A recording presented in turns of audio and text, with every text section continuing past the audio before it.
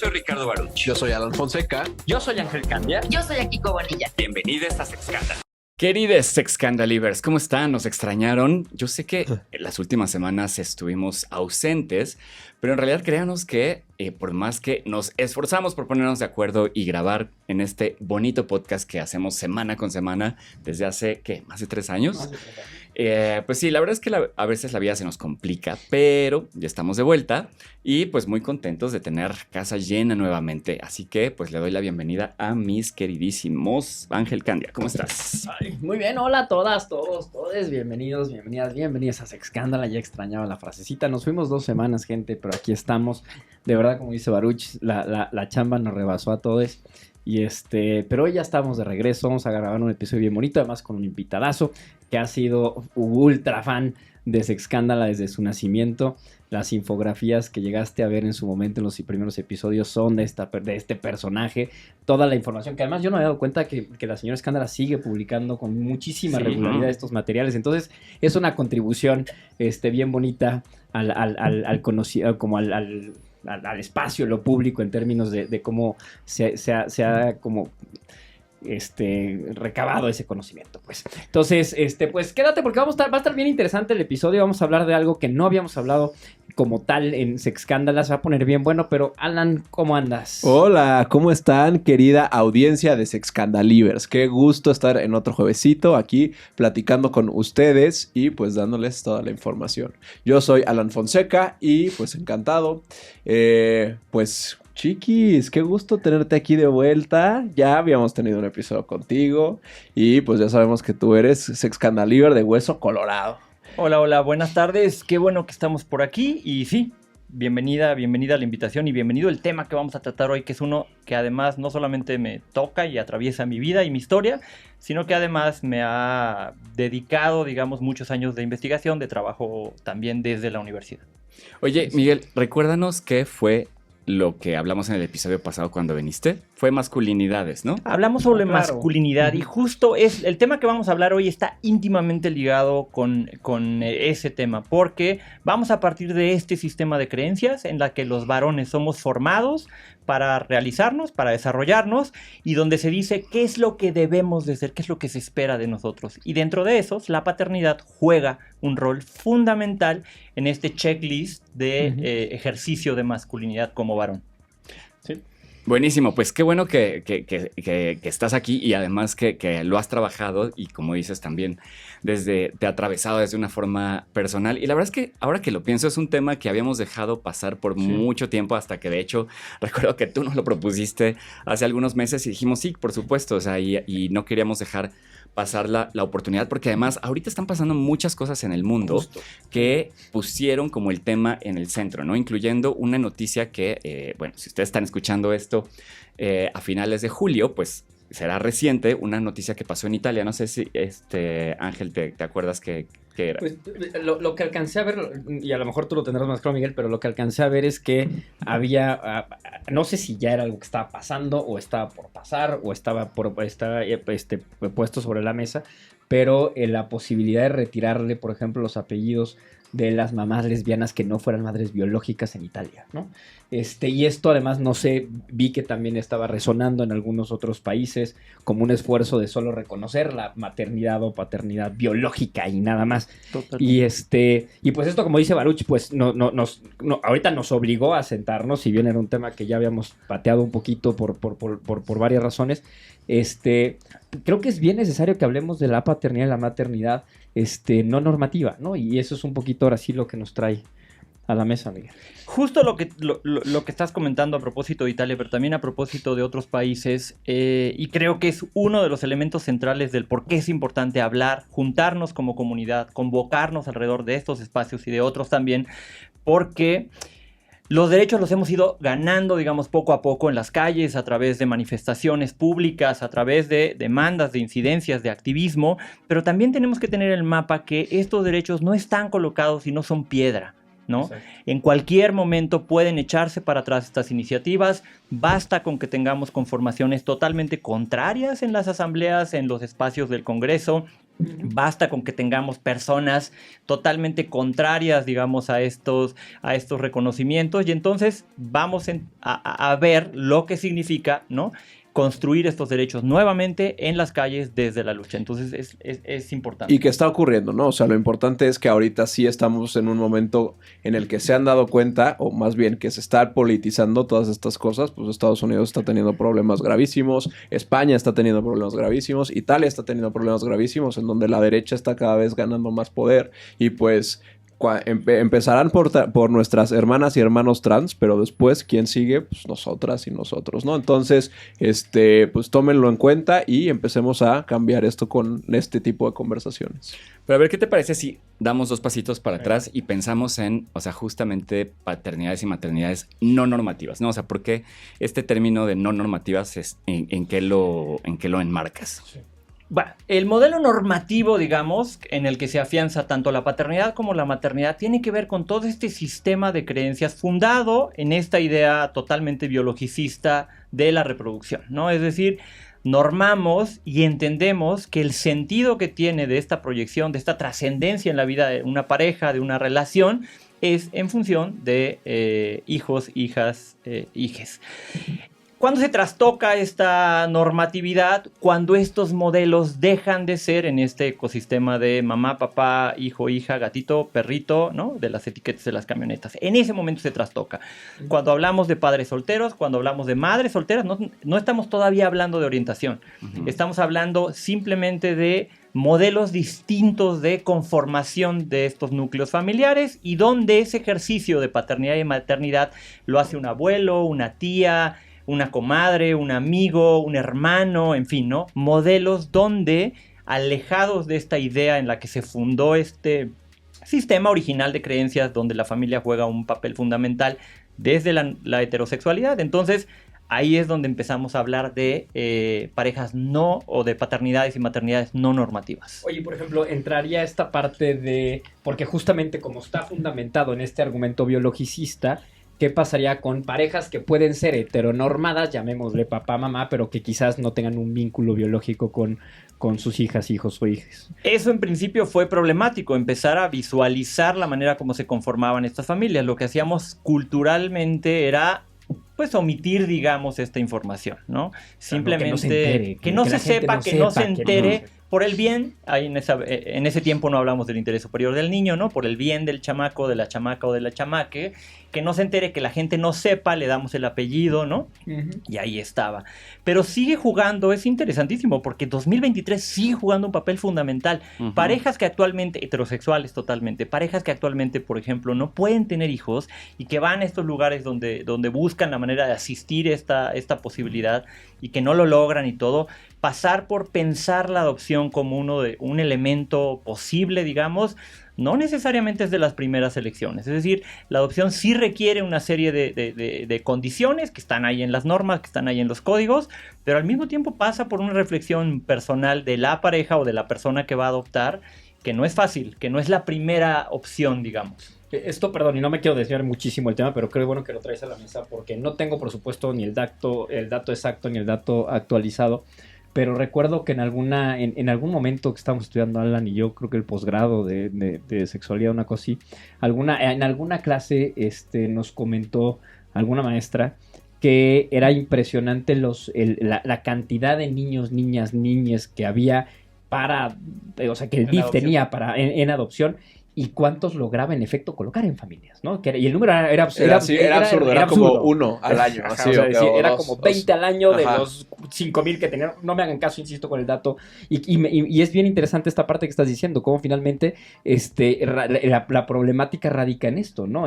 Será la última opción en todo caso, porque necesito tener este vínculo de alguna forma biológico y que sí sea mío, ¿no? Exacto, y ahí hay todo un tema, una impronta desde esta lógica de la masculinidad, porque tiene que ver con el tema de conectar, digamos, esta herencia biológica, pero al mismo tiempo poder conectar esta legitimidad en la continuidad, digamos, ¿no? Uh-huh. Y no ser una broken line o no ser una ruptura, digamos, en esta línea biológica. Claro, y además, digo, ahorita que mencionaste esto, Ángel, o sea, es muy sorprendente cómo para muchas personas del movimiento antiderechos o que no están a favor, por ejemplo, de que las parejas del mismo sexo o las personas solas puedan adoptar, pues eso es una cosa que es como, no es posible que no lo vean, ¿no? O sea, como hay decenas de miles o no sé cuántos sean que están para que sean adoptados y que al no permitirles pasar por este proceso, pues en realidad lo único que están haciendo es que estas niñas pues cumplan los 18 en un albergue sin que pues no hayan podido encontrar un hogar. Cuando realmente por el otro lado también hay muchas personas, o sea, sean de cualquier orientación, pero también parejas del mismo sexo, ¿no? Que están buscando adoptar y a quienes no se les facilitan estos procesos, ¿no? Entonces es interesante, ¿no? Como por un lado pareciera que muchos de los heteros ya no necesariamente están tan interesados en tener hijes, y por el otro lado también como que dentro de la comunidad LGBT, pues como que también pareciera que se externa cada vez más un deseo de tenerles, ya sea pues por adopción o por algún otro método, ¿no? Sí, y tocas un tema que me parece fundamental y que era uno de los que yo quería colocar aquí en este momento. Desde esta lógica del sistema de creencias que regula la masculinidad, en esta idea de lo que se debe de ser para cumplir con la lógica de ser un varón y lo que no se debe de ser, ¿no?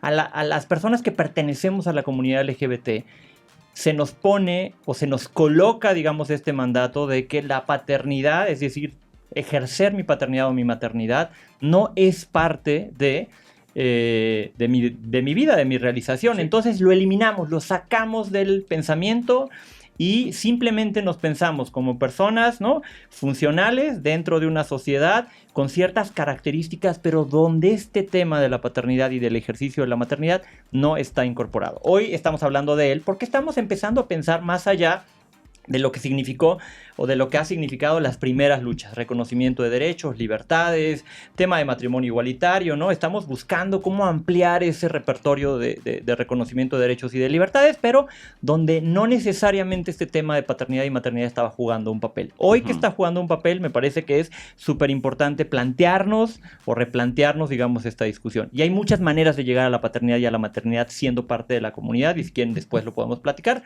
pero no es solamente una, ¿no? No es solamente este deseo, sino que hay muchas maneras de que se actualice esta situación. Y yo quería amplificar un poco esta parte que dices que las personas LGBT no pensamos en ejercer maternidad o paternidad. Pues no nada más es así, o sea, el resto de la sociedad tampoco, o sea, porque de hecho está como muy bien... Yo siempre en las conferencias tengo que decir, oigan, y dejen de pensar que las personas LGBT no queremos ser mamás o papás, ¿no? O que además...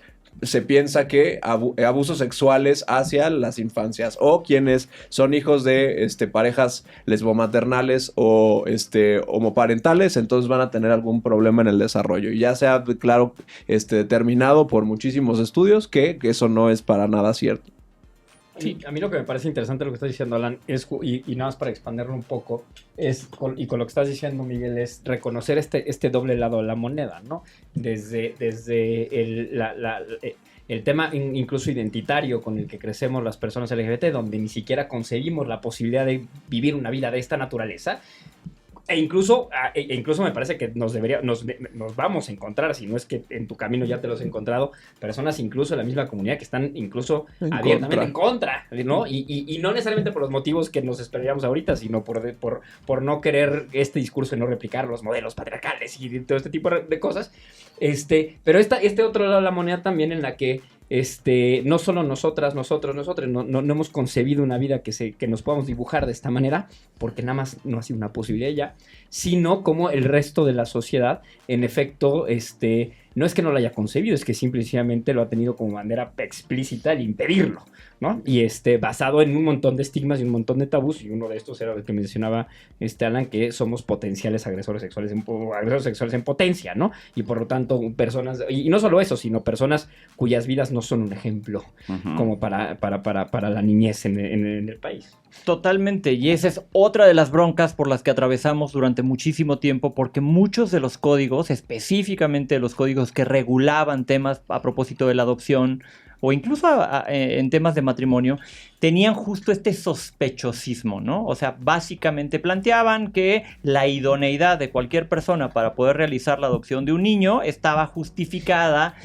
en estas palabras súper raras que luego se incluyen en las leyes, que acaban siendo, ¿no? Como si son adecuados o si hay aptitud para, que yo lo diría y lo diría súper honestamente, o sea, en ningún lugar me verificaron para ver si tenía aptitud para ser papá, ¿no? Simplemente fui papá y he ido aprendiendo a ser papá cada día. Todos los papás y Y mamás en el mundo. la cago el jueves y el viernes la intento reparar y el sábado ya lo hice súper bien y la vuelvo a cagar el domingo, ¿no? Entonces, justamente esta aptitud de la que hablan muchos de estas normativas, pues acaba siendo un impedimento para que otro tipo de conformaciones familiares puedan acceder a contratos o a lugares como estos de adopción, ¿no? Entonces me parece que por ahí es donde tendríamos que empezar a taclear y a cuestionarnos esta famosa aptitud, idoneidad, ¿no? Que luego es súper escueta, digamos, en la manera como se nombra.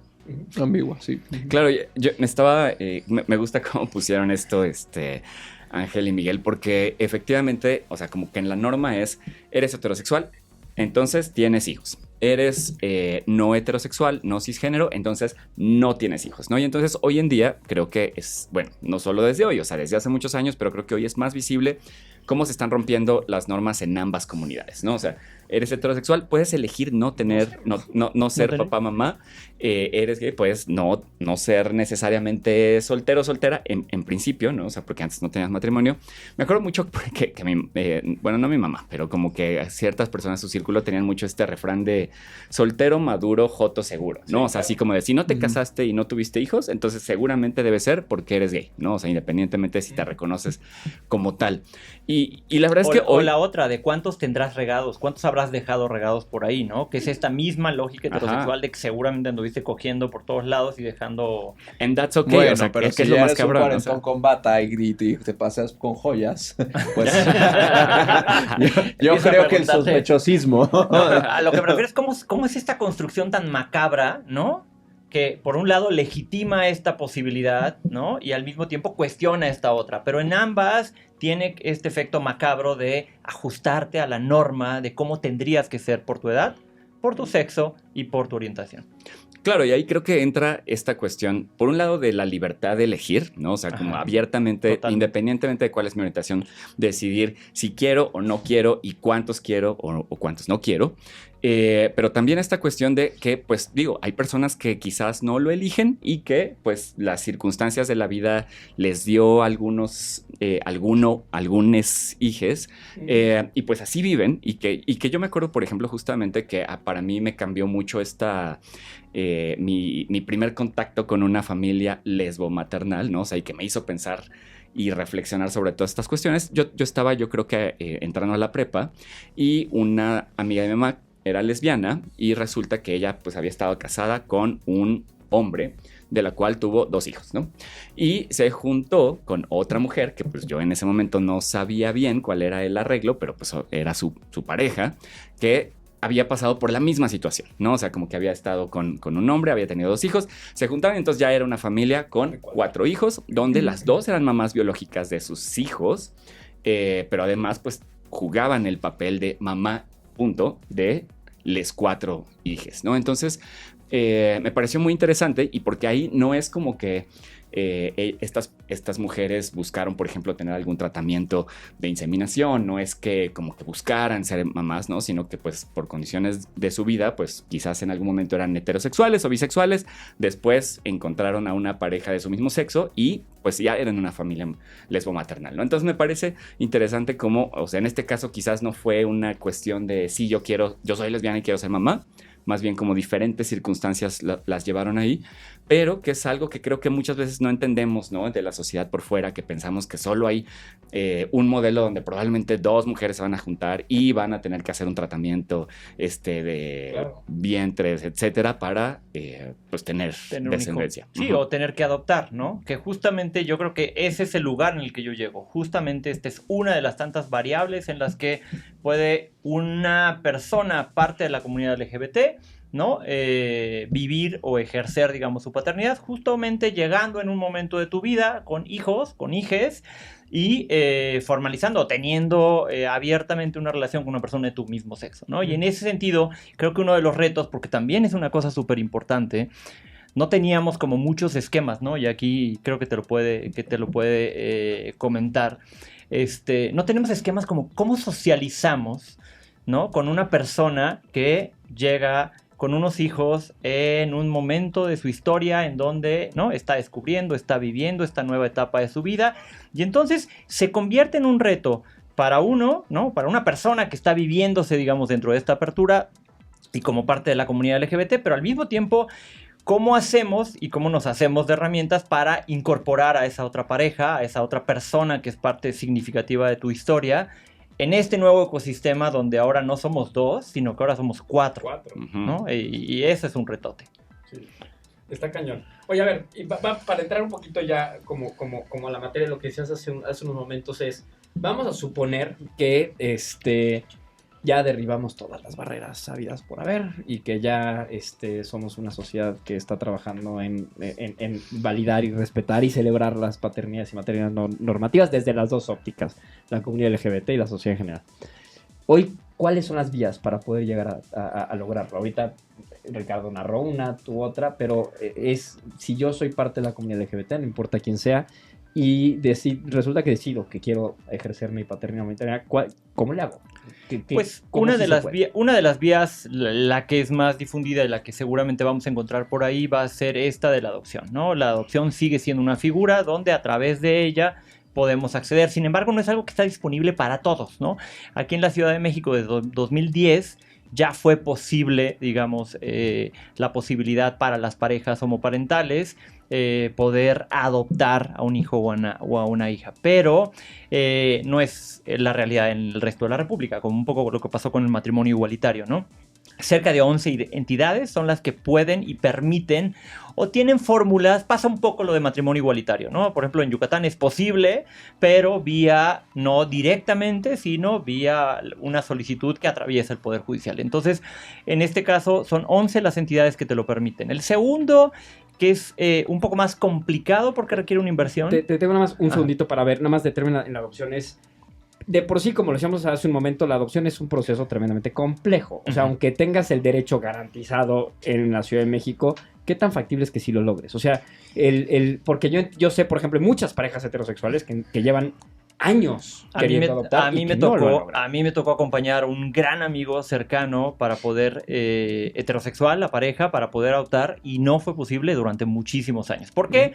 Por esto que les decía, ¿no? La idoneidad, o sea, hay un montón de requisitos, y aquí creo que sí es importante, hay un tema que nos colocan los derechos humanos que tiene que ver con el interés superior del niño, ¿no? Es justo. No solamente mi deseo y mis ganas de ser un papá, sí, o de ser una mamá, sino además este tema de cómo le garantizo a este chamaque que va a tener el lugar, el entorno, las posibilidades para desarrollarse y realizarse. Cualquiera diría, oye, pero es que el lugar donde vive en el DIF, la verdad, cualquier cosa va a ser mejor. Sí, pero hay otros elementos importantes que tienen que garantizar este punto. Entonces, es uno de mis grandes amigos, tardó cerca de 1 año y medio en poder adoptar, él siendo una persona soltera, claro, en la Ciudad de México, ¿no? Y él teniendo cierta visibilidad como parte de la comunidad LGBT, que también ese es otro papel que juega muy importante, porque las juezas y los jueces tienden a mirar ese interés, pero a poderlo ponderar cuando ven que hay tanto visibilidad y reconocimiento. Pero esa va a ser tu primera aproximación. Sí es un tema difícil, no es un tema fácil, y por eso siempre han surgido y históricamente han existido estas otras alternativas de buscar personas que, ¿no?, te permitan acceder a la paternidad o a la maternidad sin necesariamente pasar por este proceso. Ok, y perdóname, nada más me voy a seguir, nada más rapidísimo, porque creo que aquí está mucho del meollo del asunto, y esto es como mucho lo que se usa normalmente en todas las partes, donde yo escucho discusiones al respecto, es donde creo que se clava. En el tutelaje del bien superior del niño, whatever that means, que conceptualmente lo entiendo, no sé cómo se ve en la práctica, la duda que tengo es si son... voy a poner ahorita en el lenguaje de derechos, vamos a hablar derecho del niño a una vida libre de violencia y su bien superior, y el derecho que tengo yo a ejercer mi paternidad o maternidad. ¿son derechos que se contraponen en algún momento? O sea, ¿por qué? Porque el meollo para mí, siempre lo que he escuchado tanto de parejas, de la sociedad en general como la comunidad LGBT es no porque el bien superior del niño esté por medio. Uh-huh. Es algo, ¿cómo llegas a decir, ok, ya decidimos que sí? ¿Y qué tanto el elemento LGBT juega o no a la hora de ponderar? Claro, pero ahí el elemento importante va a ser la posición que tenga el juez o la jueza que está revisando el caso, Okay. ¿no? Y que ese juez y esa jueza no se libera de prejuicios, estereotipos y lugares comunes en los que se ha instalado su idea de paternidad y de maternidad. Entonces, necesariamente cuando un juez o cuando una jueza revisa el caso y tiene que fallar sobre ese caso, esa ponderación la tiene que realizar. Y es totalmente subjetiva, claro, si no se ha liberado y si no alcanza a poderse por lo menos cuestionar en estos elementos. Para ella probablemente el entorno de mejor desarrollo para esta personita va a ser un entorno, ¿no? En esta lógica de un papá, una mamá, en una casa, ¿no? Y esas cosas son elementos que van a variar. Podrías tú hacer el trámite hoy y yo también, y a ti te lo niegan y a mí me lo dan, aunque estemos en la misma circunstancia, porque esta ponderación atraviesa, pues como siempre, la racionalidad y las ideas de la persona que está haciéndola. Pero no debería de ser así, ¿no? O sea, esto del bien superior del niño sí debería de ser como un checklist, o sea, como de que esto tiene que acceder a educación, tiene que estar libre de violencia. No necesariamente, porque te voy a decir que hay elementos en donde sí tienes, hay elementos que sí tienes que ponderar. Por ejemplo, en temas de custodia, de guardia y custodia. ¿Quién se queda con los niños en un divorcio, por ejemplo? No es un tema de quién puede pagar, sino es un tema de dónde se siente el niño seguro en casos donde la jueza le pregunta, ¿dónde te sientes seguro de estar?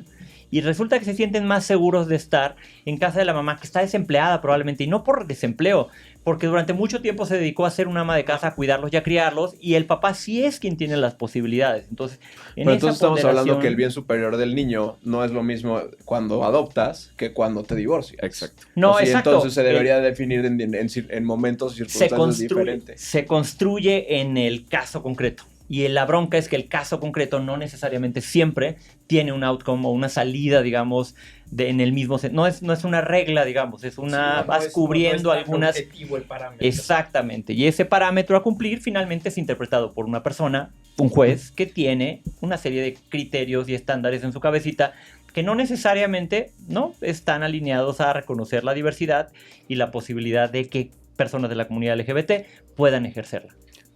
Claro, y bueno, además de la adopción, entonces tenemos otras formas que hoy en día sabemos que tanto en México como en otros países donde es permitido, bueno, incluso donde no es permitido, se puede, ¿no? O sea, ocupan, digamos, que ya sea individuos o parejas o no sé si triejas de la comunidad, ¿no? O sea, como por ejemplo la donación de esperma, bueno, no, en el caso, por ejemplo, de las mujeres, o sea, y la cuestión de los vientres subrogados en el caso de hombres, ¿no? ¿O hay algunas otras? En el tema de la gestación subrogada, que es otro de los elementos que tampoco está tan plenamente reconocido y que también tiene muchos gaps, ¿no?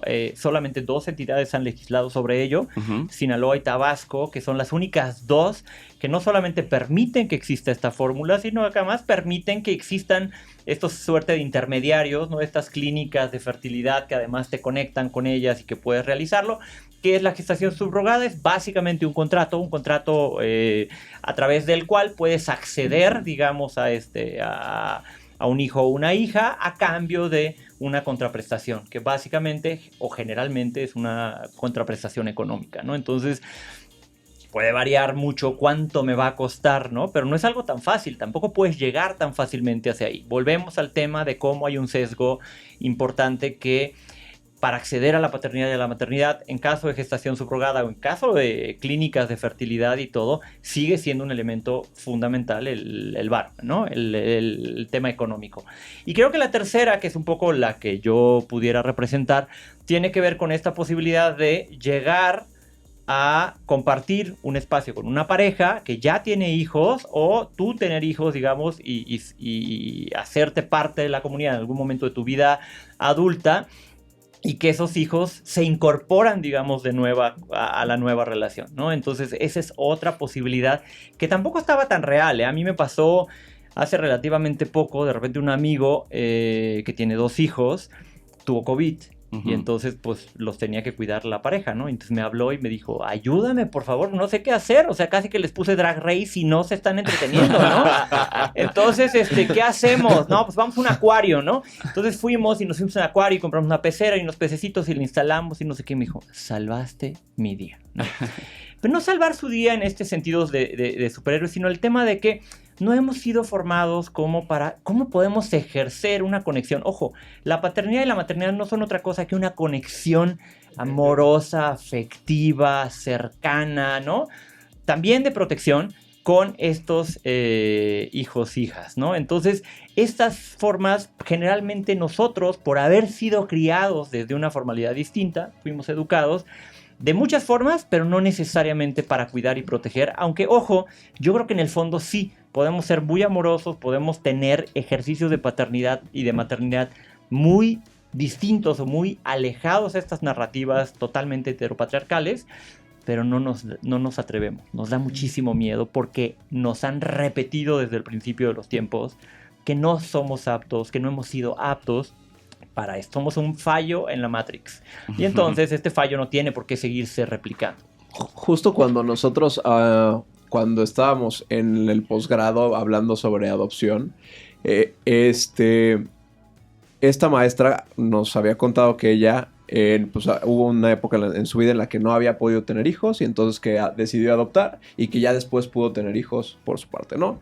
Y que fue desarrollando, tuvo que ir a terapia, o sea que ella, siendo psicóloga, dijo, para poder yo adoptar, prefiero pasar por un proceso en donde yo como que revise bien si es algo que quiero, si es algo que voy a poder, qué herramientas emocionales tengo ahorita y cuáles tengo que desarrollar para como cumplir todo este proceso. Entonces no me gustaría decir que la comunidad LGBT tiene implantado eso en la cabeza, sino más bien en general no tenemos desarrolladas herramientas emocionales para llevarnos entre adultos, imagínate, pues menos para cuidar a infancias. Y quisiera decir que sí, o sea, finalmente es algo que sí se puede desarrollar, que finalmente estos modelos o la crianza de infancias, pues sí va a ser una crisis, va a ser un cambio en tu vida y finalmente pues es algo que vas a desarrollar herramientas quieras o no, pero las puedes desarrollar de una manera mucho más rápida o más lenta dependiendo de tu pasado, de tu entorno y pues también si decides tomar como este tipo de situaciones. Y ese desarrollo lo van a tener que pasar y atravesar heterosexuales y no heterosexuales. Claro. ¿No? Absolutamente nadie lo enseñaron a vivir y a ejercer esa paternidad. Yo estoy de acuerdo con eso y con lo que está diciendo Alan, pero sí creo que hay variables que no podemos perder de vista. Es decir, desde la formación misma de la heteronorma, ¿no? A lo único que se aspira, y para eso, preguntémosle a Kiko cuántas veces le pasó, es a que sepas cocinar, que no se te queme el arroz y estés lista para criar niños y niñas, ¿no? Pero eso no quiere decir que las mujeres estén listas. Y al contrario, muchas cuando empiezan a tener hijos, o cuando tienen su primer hijo o hija, dicen, fue mi peor error, me la estoy pasando a la verga. No estoy diciendo me duele eso, cuando estoy lactando. No estoy diciendo eso. Que No estoy diciendo que nada te prepara, pero te socializan para eso. Y eso no lo puedes perder de vista. Eso no quiere decir que porque hayas tenido clases de cocina vayas a saber cocinar. No es un resultado automático, pero lo que sí es que tienes todo un contexto que te está diciendo, no solo que para eso sirves, sino que solo para eso sirves. Mientras que tienes por el otro lado a toda una sociedad que incluso te reconoce a ti, Alan, y a mí, Alan, como una amenaza frente a niños. Es decir, yo te doy la mano en la calle y lo que va a pasar es que va a llegar mucha gente a decirme, enfrente de mis niños no. Y entonces, ¿a qué quiero llegar con esto? Es claro que no tienes el asunto resuelto para ser mamá o papá. Eso, como ustedes bien lo dicen, mi mamá y mi papá les dijeron todavía que iban a ser mamás y papás y se encontraron con una serie de madrazos, pues, y tuvieron que entenderle. Con un gran joto. Con un gran joto. Y nadie les enseñó. Pero sí creo que no podemos perder de vista esto que decía Miguel un poco de que si bien nadie estamos preparados para esto, sí hay un elemento social que nos atraviesa, que además es particularmente violento, en el que se nos ha dicho todas nuestras vidas que no servimos para esto, que como decías ahorita es cuidadito y te me replicas porque tú eres un error de la naturaleza, compa, y además eres una amenaza para... ¿Cómo le hago para además trabajar esta parte, sacármela de la cabeza y decir, ok, sí quiero? Y ahí es donde entra lo que decíamos al principio, ¿no? Es decir, ni siquiera me lo pienso. Porque ¿cómo me voy a atrever yo en decir mañana, yo frente a todo este escenario, ahora quiero traer chamacos y chamacas al mundo? Ujú. No está fácil, pues. O sea, yo creo que no podemos perder de vista esa violencia que me parece que sí nos atraviesa a las personas LGBT de manera muy particular, pues. Sí. No está fácil, pero siento que tenemos que hablar de ella porque es una realidad que nos rodea y que cada vez está siendo más común y más frecuente alrededor de nosotras, de nosotres, y que tenemos que empezar a hablar de ella y que tenemos que empezar a problematizarla y que tenemos que empezar a enfrentarla, ¿no? De una manera mucho más creativa. A ver, uno de los elementos y aquí sí quiero hacer como mucho énfasis porque cuando estamos pontificando estas formas de paternidad más allá en la vida heterosexual, estamos hablando también de muchos lugares que están ahí documentados de ausencias paternas, ausencias físicas y ausencias emocionales de los papás en la vida de sus hijos. No me voy a meter perdón que no me meta en el tema de las mamás, creo que no domino ese campo, pero digamos en mi campo sí existe esta ausencia, ¿no? Y parte de los temas que atraviesan ahí tienen que ver con la forma como fuimos educados para ser varones, para hacernos poco responsables, poco solidarios, poco corresponsables con las obligaciones relacionadas con cuidados y con crianzas. Deja tú, no solamente de hijos, hijas, hijes, sino también de personas enfermas, personas con discapacidad, etcétera, ¿no? Este tema que hay una expectativa de cumplimiento de derechos ahí colocada. 29% de los hombres participamos en temas no remunerados en casa, es decir, con tareas de higiene, limpieza, cocina, comida, etcétera, versus un 71%. Es decir, no estamos participando en esa parte y que tiene que ver con el cuidado y con la crianza. De cada 10 casas, 2.4 carecen de una figura paterna. Esto nos lo dice el INEGI. De cada 10 casas, 2.4 carecen de una figura paterna. Es decir, el INEGI nos reporta en 2021 que no solamente hay una reconfiguración de los hogares familiares, sino que en esa reconfiguración hay un importante porcentaje donde los varones no jugamos ningún papel. Y esto te lo acaba reiterando esto que ahorita afortunadamente ya se está legislando, pero que 2 de cada 3 padres no comparten, no participan en la pensión alimenticia de los hijos, ¿no? Ahorita ya es una norma. Las mamás se rifan la posibilidad de, ¿no? Al día siguiente venden pasteles, venden toppers, son nenis, se entregan, pero rescatan y salvan esa obligación y esa responsabilidad. Los papás hemos estado totalmente ausentes. Entonces, antes que problematizar quién puede ser papá y quién no puede ser papá, vamos a echarnos un paso atrás para decir, cabrón, tienes estas obligaciones y estas responsabilidades. Lava los trastes. Te estás haciendo pendejo todo Lava este tiempo. los trastes, Ángel. Totalmente. Sí, está muy cañón porque, o sea, el simple hecho de tener la capacidad de reproducirse hace, entre comillas, a todos los heteros aptos para la paternidad, ¿no? Mientras que a nosotros, como hombres gays, pues casi que tenemos que ser la inmaculada concepción hacia la sociedad para que digan, pues quizás sí puede ser buen papá, ¿no? O sea, porque también me ha pasado que escucho pues comentarios de gente que no necesariamente es muy conservadora, pero que tiene esta típica posición de, pues está bien que se casen, ¿no? O sea, hacen buena onda, lo que quieras, pero que no adopten, que no tengan hijos, ¿no? O sea, como que siempre, y de hecho lo acabo de ver en una encuesta de Encol que salió esta semana, que justamente pone como, me parece que era como un 62% de la población que dice, estoy a favor del matrimonio igualitario, y de esos, menos de la mitad dicen que están a favor de que las parejas del mismo sexo tengan hijos, ¿no? Entonces ahí es donde, pues, nos están negando esta posibilidad por un montón de situaciones, donde, por un lado, como decías ya, Miguel, o sea, muchísima gente ya tiene hijos, y por otro lado es como de, el ser parte de esta categoría no nos va a hacer mejores ni peores, porque también eso hay que decirlo, ¿no? O sea, el hecho de ser gays tampoco va a hacer que seamos los mejores papás, las mejores mamás del mundo.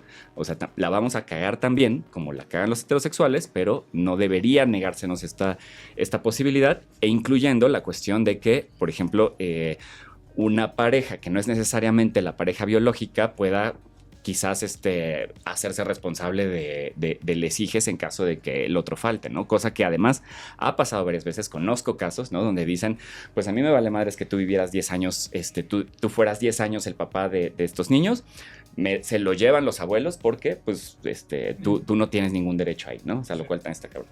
Sí, totalmente. Y es un reto también, creo que en el día a día, el tema de o sea, no es un tema fácil, sobre todo en estos tiempos, pero creo que un elemento central y que lo hemos atravesado, yo tengo la fortuna de participar, digamos, en estos espacios de formación y de reeducación con varones, donde uno de los elementos que constantemente estamos colocando acá es que tenemos que rehacer las narrativas en torno a nuestra masculinidad y en torno a nuestros ejercicios de paternidad.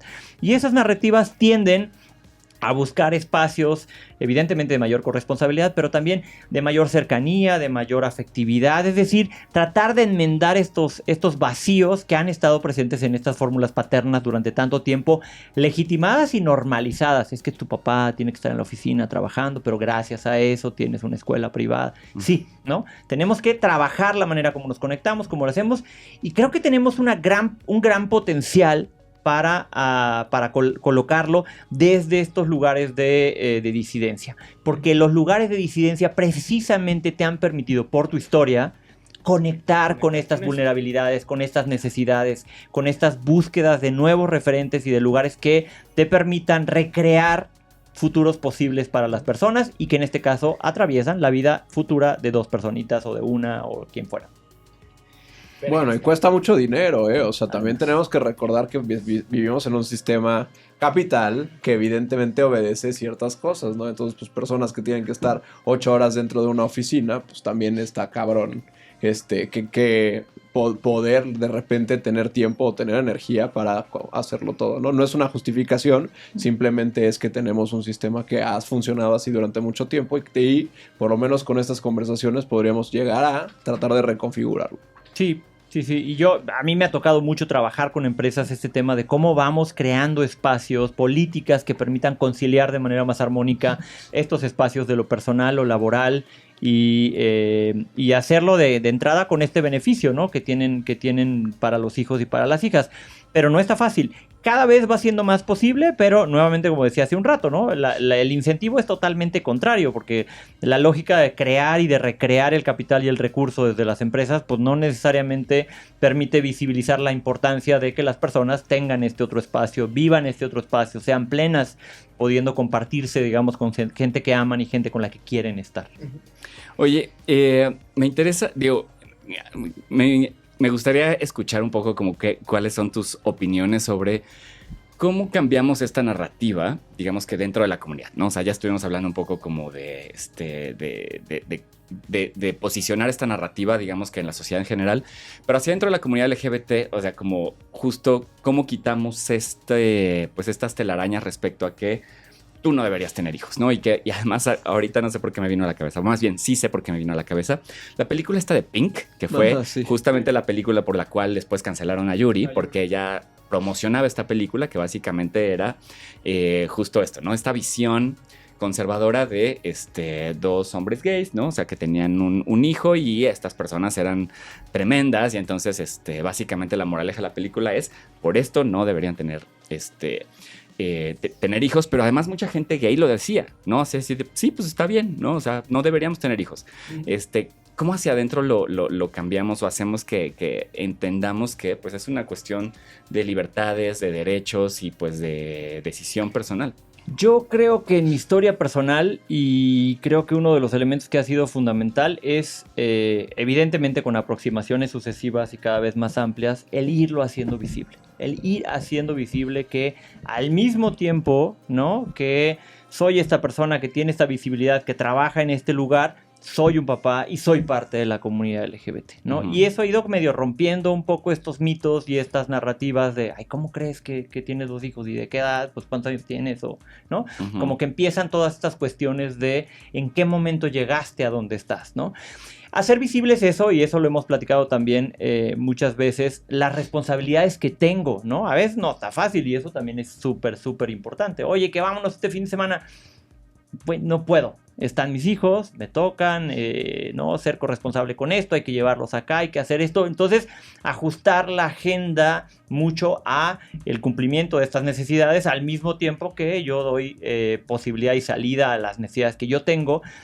Pero hacerlo visible, colocarlo, ponerlo, creo que es uno de los retos más importantes. Por lo general, históricamente, y así fue mucho al principio, yo lo ocultaba. Digamos como que trataba de no mencionarlo porque era una variable que hacía... De por sí hace difícil una relación. No metas en qué sentido, ¿no? Pero al momento de hacerlo visible se complejizaba todavía más. Entonces, creo que ese es uno de los elementos súper importantes. Segundo, yo creo que en la educación y en la formación de ambos ha estado este elemento de respeto, de reconocimiento, de apertura, y entonces que ellos puedan también socializar con mis amigos, socializar y conocer, digamos, esta otra parte, también los hace a ellos unas personas muchísimo más cercanas, muchísimo más igualitarias y respetuosas cuando conocen y cuando viven experiencias cercanas de personas de la comunidad. Entonces, creo que se va construyendo en el día a día, claro que es el esfuerzo de una persona, ¿no? Faltaría que le vayamos entrando más personas, pero creo que es un buen comienzo. Yo como lo veo, y para mí ahorita, o sea, ¿dónde veo yo el reto más interesante? Es en convertir esta realidad o esta...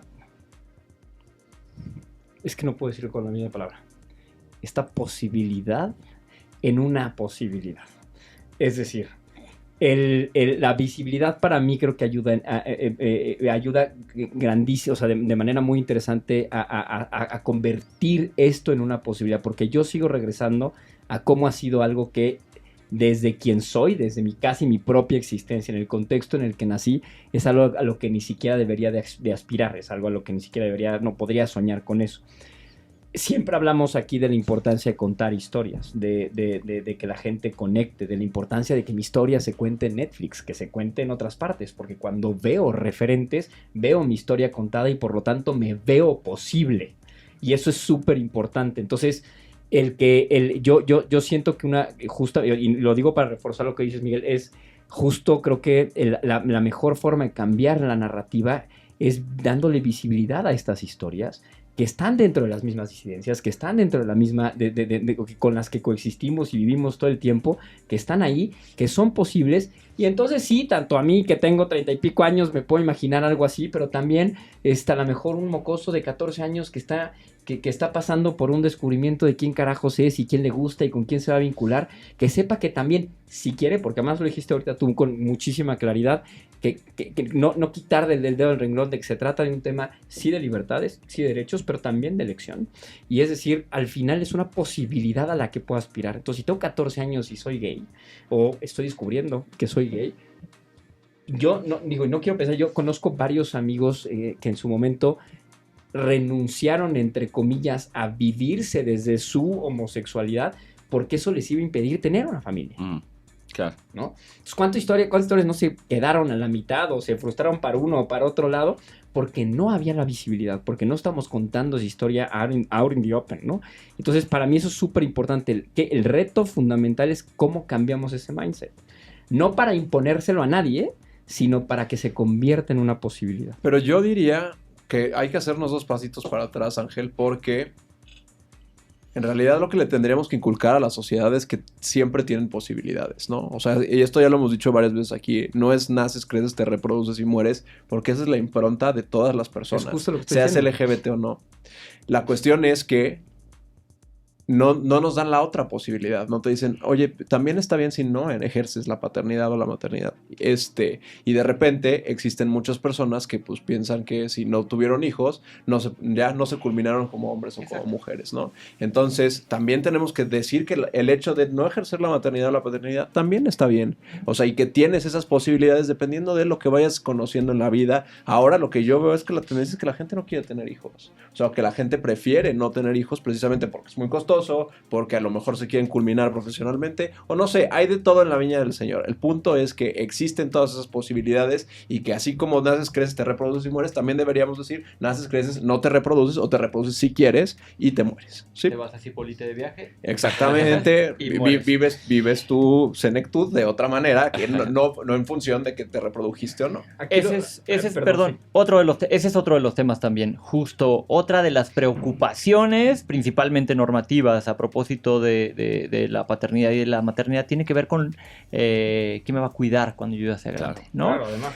Exacto. Pero ojo, vuelvo al tema donde comenzamos. O sea, la crisis en realidad está colocada en los cuidados, ¿no?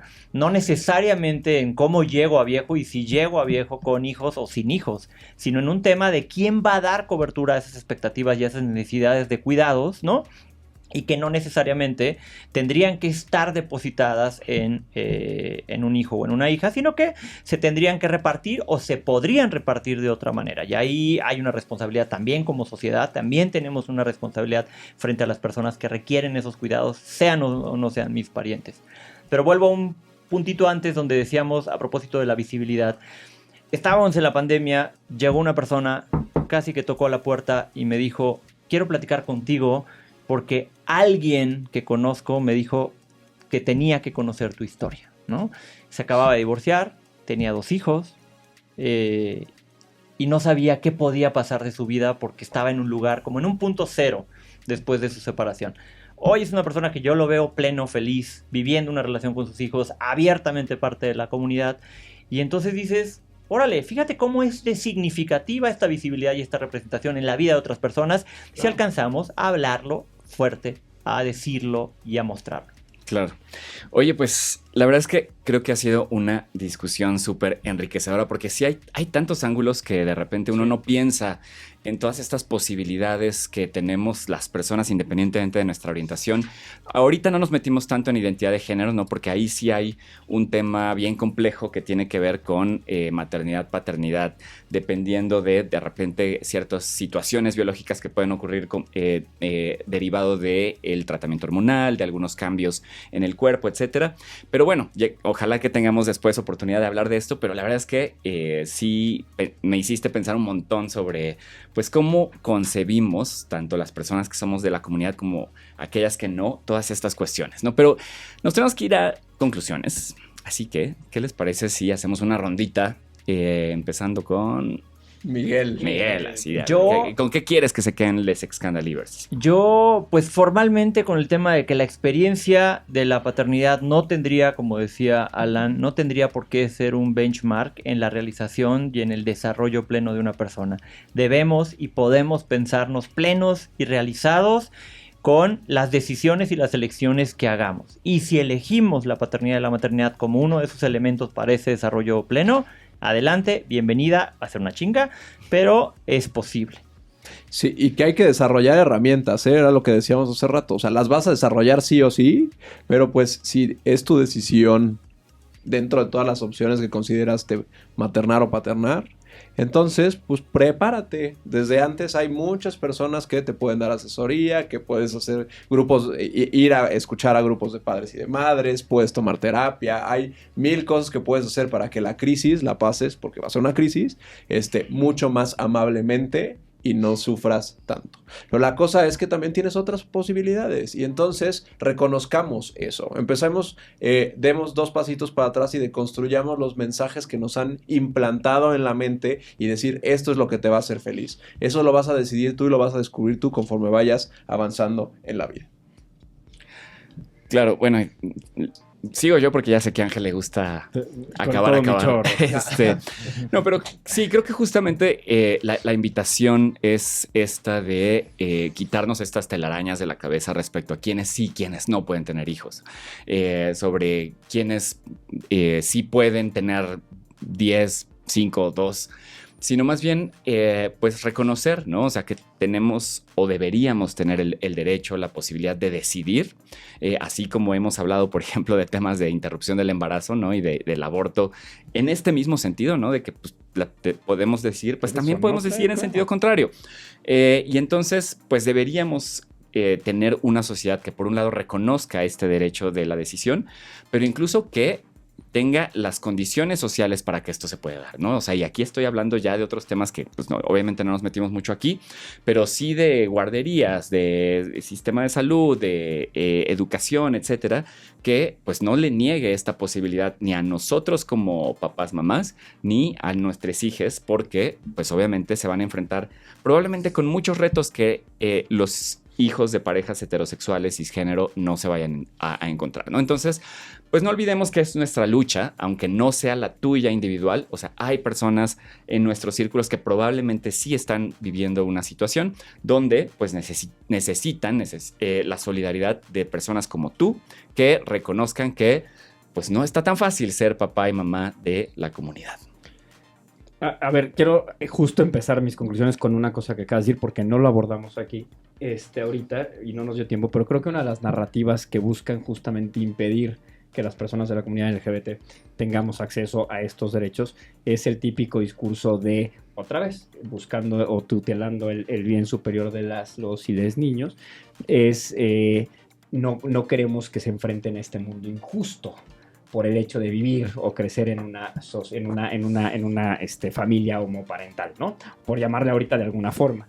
Y eso es regresar otra vez a depositarle la responsabilidad del cambio a las personas y no al contexto, ¿no? Y es decir, a ver, pues lo que tiene que cambiar la pinche sociedad que deje de violentar al niño que es hijo de papá y papá, ¿no? Y no dejar de... Y no impedir que papá y papá pueda tener un hijo, hija o hija. Esto me lleva un poco a retomar lo que decías, Miguel, ahorita, de esta otra idea de cómo también pensamos mucho la paternidad o maternidad en función de quién me va a cuidar después, y la importancia de ponernos creativas, creativos, creatives, en el sentido de cómo vamos a reconstruir el tejido social y cómo vamos a hacer comunidad, porque hay otras formas de llegar a la vejez y hay otras formas de llegar de tener una familia construida, comunidad construida, y que no necesariamente otra vez implica el depositarle la responsabilidad a un chamaco, chamaca, y porque... Que además ni te va a cuidar, o sea, que además no se sabes va si a te ir. va a cuidar o no, porque además él viene como tú a vivir su vida, ¿no? En fin, la otra es, retomo rapidísimo lo que decía, porque sí quiero poner, y esto me lleva a mi última conclusión, es que hoy hablamos de libertades, hoy hablamos de derechos, pero sobre todo justamente al tratarse de estas, lo que tiene que existir siempre es la posibilidad. La posibilidad que creo que desde la heteronorma, desde la mononorma incluso, se ha entendido siempre no como una posibilidad, sino como una obligación. Una forma en la que solo así te realizarás como persona, ya sea papá o mamá. Pero que al tiempo que pasaba esto, sí, y con esto empezamos, sí se nos robaba a las personas LGBT esta posibilidad. Nuestra existencia, quienes somos, nos impedía aspirar a esta una de las muchas posibilidades. Quienes somos nos impedía siquiera aspirar a ello. Y por eso sí quiero cerrar con esto, hacer mucho énfasis. El que yo ponga, o el que la visibilidad de Miguel, o la visibilidad de estas historias, te pongan en el horizonte la posibilidad de que tú puedas replantearte esa forma de ser o no, te da la posibilidad justamente de elegir. Y hacia allá creo que tenemos que ir. Algo que creo que en la mayoría de las personas LGBT ni siquiera estaban en nuestras mentes. Se nos había robado, se nos había dicho que además era algo malo, o porque éramos agresores en potencia, o porque éramos un mal ejemplo, o porque para qué traemos materia podrida, ¿no? Lo sucio de la ecuación. Entonces, sí hay que dibujarnos a todas las personas que nos ven y nos escuchan hoy. Quizás piensa desde dónde te vinculas tú con estos temas, qué tan posible fue en tu imaginario, y si quieres o no que sea posible, pero ya que es elección tuya, pues. Y nada más dejo una reflexión última sobre la mesa, porque tampoco lo planteamos, porque si vamos a hablar de paternidades y maternidades no normativas, ¿qué pasa con otro tipo de relaciones? O sea, ¿qué pasa si... ¡Qué escándalo! ¿Qué pasa cuando somos tres? Perdón que lo diga así.